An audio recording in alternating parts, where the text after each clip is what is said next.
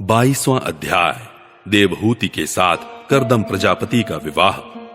मैत्रेय जी कहते हैं, विदुर जी, इस प्रकार जब कर्दम जी ने मनु जी के संपूर्ण गुणों और कर्मों की श्रेष्ठता का वर्णन किया तो उन्होंने उन निवृत्ति परायण मुनि से कुछ सकुचा कर कहा। मनु जी ने कहा, मुने, वेद मूर्ति भगवान ब्रह्मा ने अपने वेदमय विग्रह की रक्षा के लिए तप, विद्या और योग से संपन्न तथा विषयों में अनासक्त आप ब्राह्मणों को अपने मुख से प्रकट किया है, और फिर उन सहस्त्र चरणों वाले विराट पुरुष ने आप लोगों की रक्षा के लिए ही अपनी सहस्त्र भुजाओं से हम क्षत्रियों को उत्पन्न किया है। इस प्रकार ब्राह्मण उनके हृदय और क्षत्रिय शरीर कहलाते हैं। अतः एक ही शरीर से संबंध होने के कारण अपनी अपनी और एक दूसरे की रक्षा करने वाले उन ब्राह्मण और क्षत्रियों की वास्तव में श्री हरि ही रक्षा करते हैं, जो समस्त कार्य कारण रूप होकर भी वास्तव में निर्विकार हैं। आपके दर्शन मात्र से ही मेरे सारे संदेह दूर हो गए, क्योंकि आपने मेरी प्रशंसा के मिस से स्वयं ही प्रजापालन की इच्छा वाले राजा के धर्मों का बड़े प्रेम से निरूपण किया है। आपका दर्शन अजितेंद्रिय पुरुषों को बहुत दुर्लभ है। मेरा बड़ा भाग्य है जो मुझे आपका दर्शन हुआ और मैं आपके चरणों की मंगलमयी रज अपने सिर पर चढ़ा सका। मेरे भाग्योदय से ही आपने मुझे राजधर्मों की शिक्षा देकर मुझ पर महान अनुग्रह किया है, और मैंने भी शुभ प्रारब्ध का उदय होने से ही आपकी पवित्र वाणी कान खोलकर सुनी है। मुने, इस कन्या के स्नेहवश मेरा चित्त बहुत चिंताग्रस्त हो रहा है, अतः मुझ दीन की यह प्रार्थना आप कृपा पूर्वक सुने। यह मेरी कन्या, जो प्रियव्रत और उत्तानपाद की बहन है, अवस्था, शील और गुण आदि में अपने योग्य पति को पाने की इच्छा रखती है। जब से इसने नारद जी के मुख से आपके शील, विद्या, रूप, आयु और गुणों का वर्णन सुना है, तभी से यह आपको अपना पति बनाने का निश्चय कर चुकी है। द्विजवर, मैं बड़ी श्रद्धा से आपको यह कन्या समर्पित करता हूं। आप इसे स्वीकार कीजिए। यह गृहस्थोचित कार्यों के लिए सब प्रकार आपके योग्य है। जो भोग स्वतः प्राप्त हो जाए उसकी अवहेलना करना विरक्त पुरुषों को भी उचित नहीं है। फिर विषयासक्त की तो बात ही क्या है। जो पुरुष स्वयं प्राप्त हुए भोग का निरादर कर फिर किसी कृपण के आगे हाथ पसारता है, उसका बहुत फैला हुआ यश भी नष्ट हो जाता है और दूसरों के तिरस्कार से मान भंग भी होता है। विद्वन, मैंने सुना है आप विवाह करने के लिए उद्यत हैं। आपका ब्रह्मचर्य एक सीमा तक है। आप नैष्ठिक ब्रह्मचारी तो हैं नहीं, इसलिए अब आप इस कन्या को स्वीकार कीजिए। मैं इसे आपको अर्पित करता हूं। श्री कर्दम मुनि ने कहा, ठीक है, मैं विवाह करना चाहता हूं और आपकी कन्या का अभी किसी के साथ वागदान नहीं हुआ है, इसलिए हम दोनों का सर्वश्रेष्ठ ब्राह्म विधि से विवाह होना उचित ही होगा। राजन, वेदोक्त विवाह विधि में प्रसिद्ध जो गृभाणमी ते इत्यादि मंत्रों में बताया हुआ काम है, वह आपकी इस कन्या के साथ हमारा संबंध होने से सफल होगा। भला जो अपनी अंग कांति से आभूषण आदि की शोभा को भी तिरस्कृत कर रही है, आपकी उस कन्या का कौन आदर न करेगा। एक बार यह अपने महल की छत पर गेंद खेल रही थी।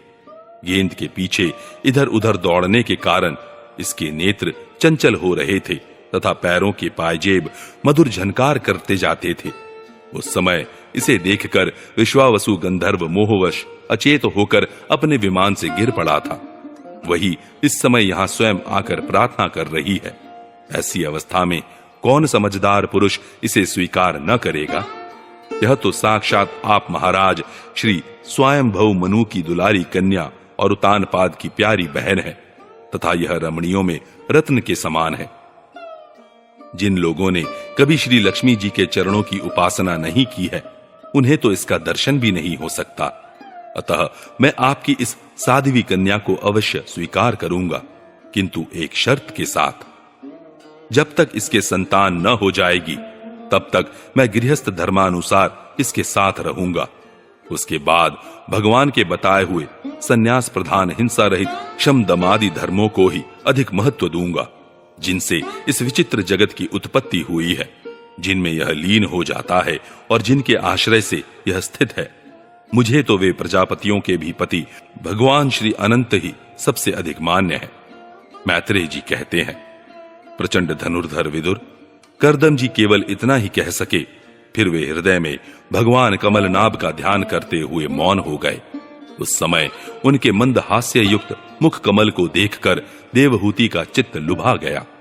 मनु जी ने देखा कि इस संबंध में महारानी शतरूपा और राजकुमारी की स्पष्ट अनुमति है, अतः उन्होंने अनेक गुणों से संपन्न कर्दम जी को उन्हीं के समान गुणवती कन्या का प्रसन्नता पूर्वक दान कर दिया। महारानी शतरूपा ने भी बेटी और दामाद को बड़े प्रेम पूर्वक बहुत से बहुमूल्य वस्त्र, आभूषण और गृहस्थोचित पात्रादि दहेज में दिए। इस प्रकार सुयोग्य वर को अपनी कन्या देकर महाराज मनु निश्चिंत हो गए। चलती बार उसका वियोग न सह सकने के कारण उन्होंने उत्कंठावश विह्वल चित्त होकर उसे अपनी छाती से चिपटा लिया और बेटी बेटी कहकर रोने लगे। उनकी आंखों से आंसुओं की झड़ी लग गई और उनसे उन्होंने देवहूति के सिर के सारे बाल भिगो दिए। फिर वे मुनिवर कर्दम से पूछकर उनकी आज्ञा ले रानी के सहित रथ पर सवार हुए और अपनी सेवकों सहित ऋषिकुल सेवित सरस्वती नदी के दोनों तीरों पर मुनियों के आश्रमों की शोभा देखते हुए अपनी राजधानी में चले आए। जब ब्रह्मावर्त की प्रजा को यह समाचार मिला कि उसके स्वामी आ रहे हैं, तब वह अत्यंत आनंदित होकर स्तुति, गीत एवं बाजे गाजे के साथ अगवानी करने के लिए ब्रह्मावर्त की राजधानी से बाहर आई। सब प्रकार की संपदाओं से युक्त बरहिष्मती नगरी मनुजी की राजधानी थी, जहां पृथ्वी को रसातल से ले आने के पश्चात शरीर कपाते समय श्री वराह भगवान के रोम झड़कर गिरे थे। वे रोम ही निरंतर हरे भरे रहने वाले कुश और कास हुए, जिनके द्वारा मुनियों ने यज्ञ में विघ्न डालने वाले दैत्यों का तिरस्कार कर भगवान यज्ञ पुरुष की यज्ञों द्वारा आराधना की है।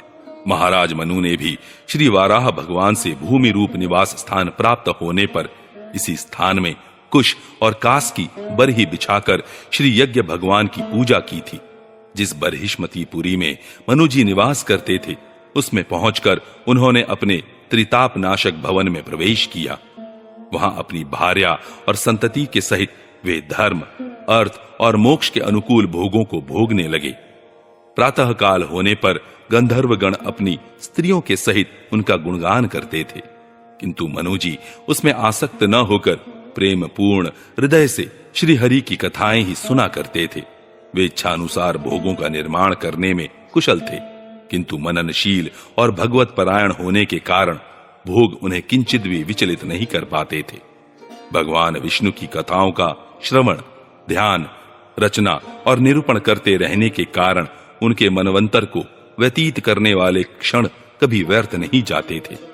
इस प्रकार अपनी जागृत आदि तीनों अवस्थाओं अथवा तीनों गुणों को अभिभूत करके उन्होंने भगवान वासुदेव के कथा प्रसंग में अपने मनवंतर के 71 चतुर्युग पूरे कर दिए। व्यासनंदन विदुर जी, जो पुरुष श्री हरि के आश्रित रहता है, उसे शारीरिक, मानसिक, दैविक, मानुषिक अथवा भौतिक दुख किस प्रकार कष्ट पहुंचा सकते हैं। मनुजी निरंतर समस्त प्राणियों के हित में लगे रहते थे। मुनियों के पूछने पर उन्होंने मनुष्यों के तथा समस्त वर्ण और आश्रमों के अनेक प्रकार के मंगलमय धर्मों का भी वर्णन किया। जगत के सर्वप्रथम सम्राट महाराज मनु वास्तव में कीर्तन के योग्य थे।